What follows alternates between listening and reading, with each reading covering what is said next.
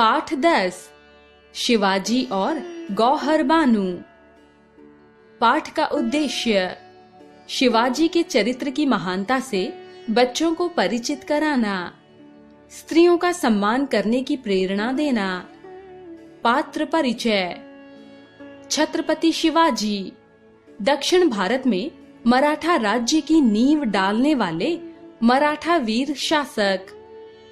आवाजी सोनदेव शिवाजी के सेनापति। मुल्ला अहमद बीजापुर के नवाब का एक सूबेदार और कल्याण के किले का किलेदार। गौहर बानू मुल्ला अहमद की पुत्रवधू। मोरोपंत शिवाजी के पेशवा।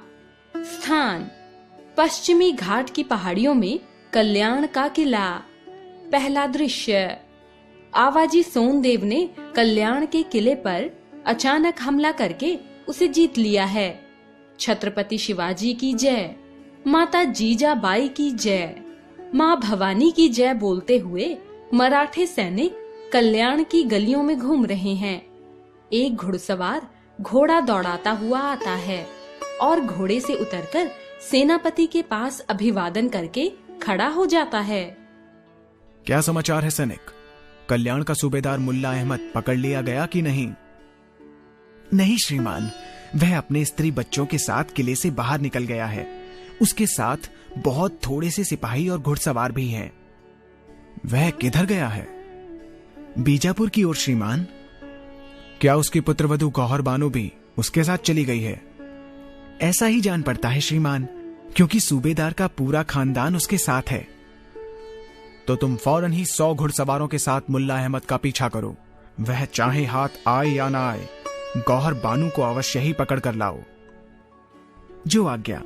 लेकिन छत्रपति की आज्ञा है कि किसी भी स्त्री को कैद ना किया जाए, चाहे वह हिंदू हो या मुसलमान। जानता हूं, लेकिन तुम सैनिक हो, तुम्हारा काम आज्ञा का पालन करना है। बहस मत करो, जाओ और गौहर बानू को बंदी बनाकर लाओ। सैनिक आवाजी सोनदेव को सिर झुकाकर घोड़ा दौड़ाता हुआ चला जाता है। कुछ ही देर बाद कुछ सैनिक गौहर बानू को बंदी बनाकर ले आते हैं। दूसरा दृश्य शिवाजी कल्याण के किले में युद्ध में प्राप्त सामान का निरीक्षण कर रहे हैं। 500 से अधिक फौजी घोड़े हैं। सूती, मखमली और रेशमी कपड़ों का ढेर लगा है। हजारों तलवारें और बंदूकें हैं। खजाने से काफी अस्त्र शस्त्र, रुपया पैसा और सोना चांदी हाथ लगा है। बहुमूल्य रत्नों को सोने चांदी की थालियों में सजाकर रखा गया है। सेनापति आवाजी सोनदेव छत्रपति शिवाजी को यह सारा सामान दिखा रहे हैं। शिवाजी के साथ मंत्री पेशवा मोरोपंत भी हैं। प्रसन्न होकर माँ भवानी की कृपा और माता जीजाबाई के आशीर्वाद से हमारी जीत हुई है। यह अच्छी बात है कि अधिक रक्तपात नहीं हुआ। जीत का सारा सामान सैनिकों में बांट दो, सबको बराबर हिस्सा मिले, कोई छूट ना जाए। सोना, चांदी, हीरे, मोती और अस्त्र शस्त्र रायगढ़ के किले में भेज दिए जाएं। इनका उपयोग मराठा शक्ति को बढ़ाने के लिए किया जाएगा। जैसी आज्ञा श्रीमंत की। आवाजी, मैं तुम्हारे साहस और चतुराई से बहुत प्रसन्न हुआ। मैं आज से तुम्हें अपना मजमुआदार नियुक्त करता हूं। मोरोपंत जी, इस बात की घोषणा कल ही हो जाए। आवाजी सिर झुकाकर शिवाजी का अभिवादन करते हैं। उठकर मयान में तलवार रखते हुए एक प्रार्थना और करनी है श्रीमंत। जीत का एक रत्न अभी बाकी है, उसे मैं आपके चरणों में अर्पित करना चाहता हूं। मेरी प्रार्थना है कि कम से कम इस रत्न को तो अपने लिए रख ले। यह इस जीत का सबसे अनमोल रत्न है श्रीमंत। वह कैसा रत्न है आवाजी, जिसे तुमने पहले से ही चुनकर मेरे लिए रख लिया?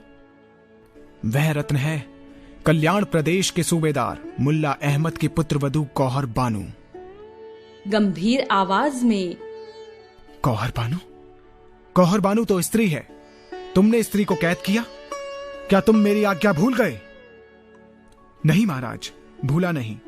इसीलिए युद्ध में हमने स्त्रियों को कैद नहीं किया। मस्जिद की एक भी ईंट को नुकसान नहीं पहुंचाया।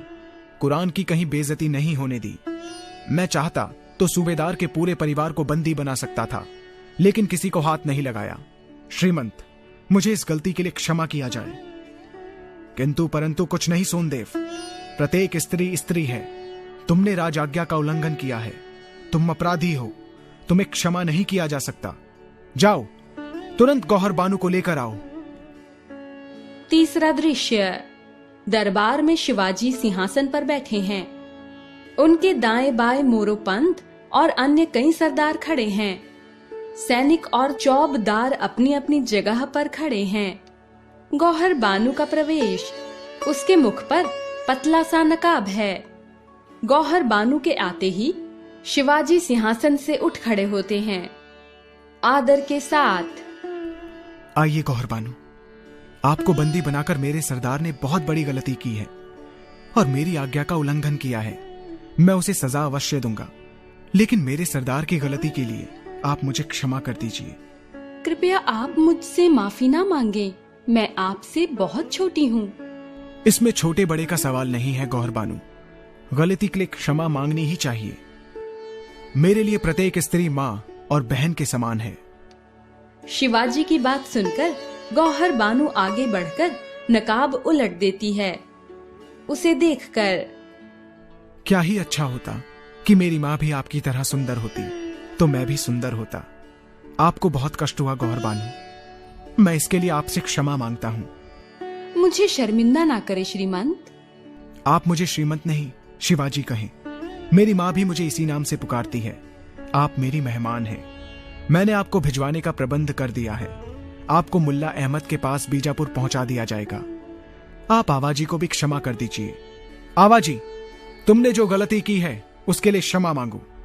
आवाजी जमीन पर घुटने टेककर गौहर बानू से क्षमा मांगते हैं। गौहर बानू की आंखों में आंसू आ जाते हैं। सरदार और सिपाही शिवाजी की जय बोल उठते हैं।